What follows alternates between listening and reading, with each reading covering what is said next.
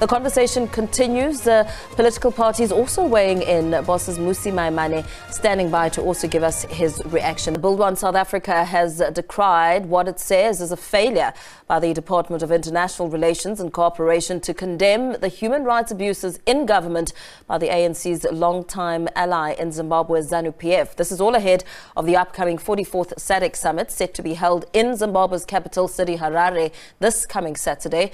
DIRCO stated that they're monitoring the situation and called for a dialogue to resolve the political challenges. Bossa leader Musi Maimane joins us for more, getting his reaction. A very good evening to you. Thank you so much for your time. DIRCO is saying that they are monitoring the situation and they're calling for a dialogue to resolve the political issues. What's your take on what we heard this afternoon insofar as the responses when it comes to ensuring that this summit doesn't happen in Harare?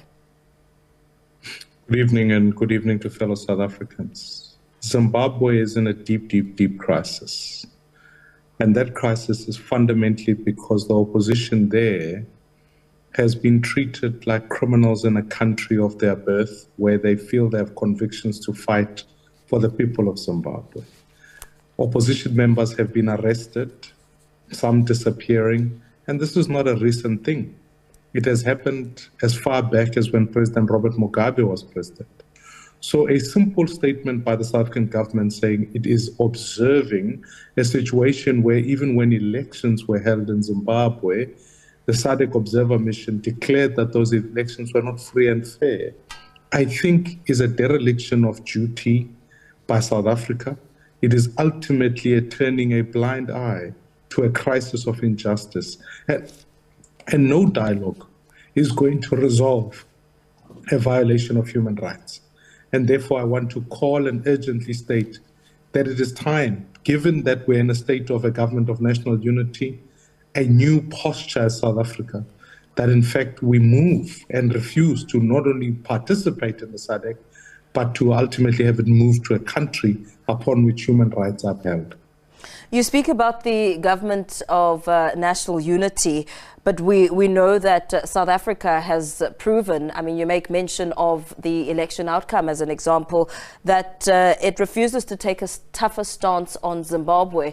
Even with negotiations that took place with former President Thabo Mbeki, it pretty much is still the same thing that we're witnessing today. What are your expectations in terms of the posture and the position that the government of national unity should be taking on this matter, given the history and the kind of tippy-toeing South Africa has shown to Zimbabwe?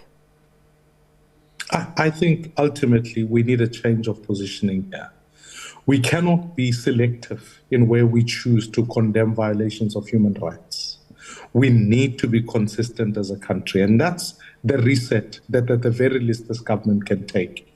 We must restore that what is an ANC-ZANU-PF relationship cannot be synonymous with a South African government and parliamentary responsibility as it speaks to the issue of Zimbabwe. We will tomorrow lament the fact that there is immigration that is taking place by Zimbabweans into South Africa. We will lament many things. But actually, the beginning point would have been the stabilization of Zimbabwe. A stable Zimbabwe is good for South Africa, but it is not going to be stable if we are turning a blind eye to the issues that are taking place there. And therefore, I really believe there's an opportunity here for us to stand strong, stand for human rights, make a bold declaration. When even prior to these elections, when President Ramaphosa attended the inauguration, I thought to me was a betrayal of SADC, because already there was a declaration that the elections were not free and fair. Now is an opportunity to reset all of that. And there's a massive opportunity and a burden of responsibility for South Africa to uphold here, where it in fact must be the ones who look after human rights. Botswana goes to elections next. Are we going to sit back and watch if any of violations take place in the same country? We cannot be selective in our condemnation of human rights, and therefore I would call on Minister Ronald Lamola, the President of South Africa, and the South African Diplomatic Corps to stand strong and simply reject the fact that what is going on there is correct, stay away from the summit, or have it moved to a different country where human rights are upheld. What do you make of the notion that that cannot happen because South Africa fears an influx of Zimbabweans entering the country, so they're trying to keep as much stability as they can while tippy-toeing around this matter. Is that excuse valid enough? I mean, I've just spoken to an expert in the space saying that he suspects that's pretty much one of the reasons why South Africa hasn't taken a much tougher and bolder stance in condemning Zimbabwe. The only way to restore the credibility of Zimbabwe is to allow for democracy to thrive. That's about, as I've alluded to, holding free and fair elections, but actually allowing the opposition to exist.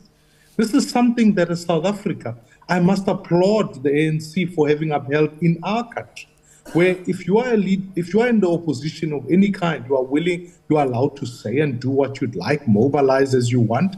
Zimbabwe must enjoy the same right. Why can't we fight for it there? Because when the people of Zimbabwe feel that the election results are free and fair, that their opposition leaders can be able to stand up and be able to operate as freely as they can, it's only then and then only can you stabilize the country. You can build an economy that works. You can have ultimately constitutional democracy being held in Zimbabwe.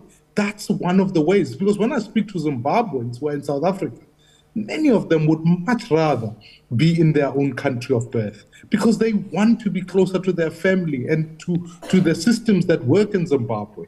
Very few citizens actually immigrate in this particular instance because they have some form of ulterior desire for South Africa. They want to live in a country that is prosperous. We must give them that right to do so. And the best way to stem the immigration tide is to stabilize Zimbabwe and ensure that it is a prosperous country, which it can be.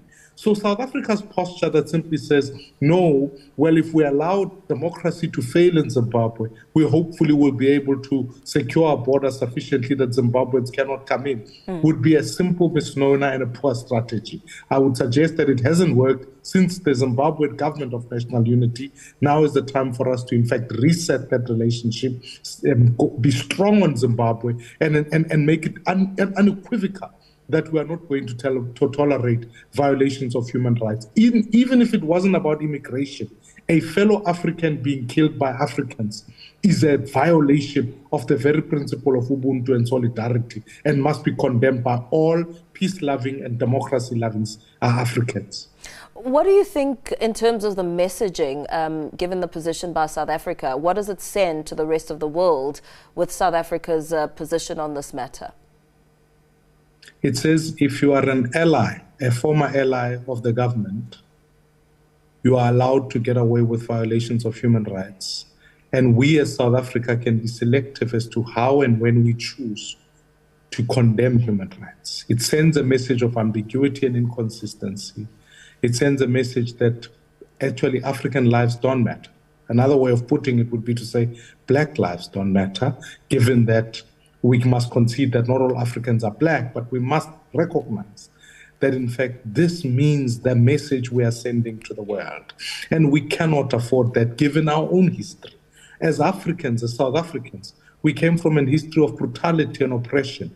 We cannot allow it to happen right in front of us. We should be at the forefront of fighting for it. And therefore, whether it is happening in Zimbabwe, whether it is happening in another part of Africa, we must condemn it as we would in any other place. So I'm urging again that South Africa's foreign policy must always be based on human rights. It must be based on trade, and it must be consistent in how it approaches these issues, so that the international community can trust our historically principled position that simply says that an evil across the fence is an evil everywhere, and it in fact affects all of us as Africans. Very well. Thank you so much for weighing in on this discussion. Speaking there to Build One South Africa leader Mmusi Maimane, also weighing in on South Africa and the position ahead of the 44th Summit, SADC Summit, taking place in Harare, Zimbabwe this weekend. We do continue on the other side of this to bring you more news. Stay with us.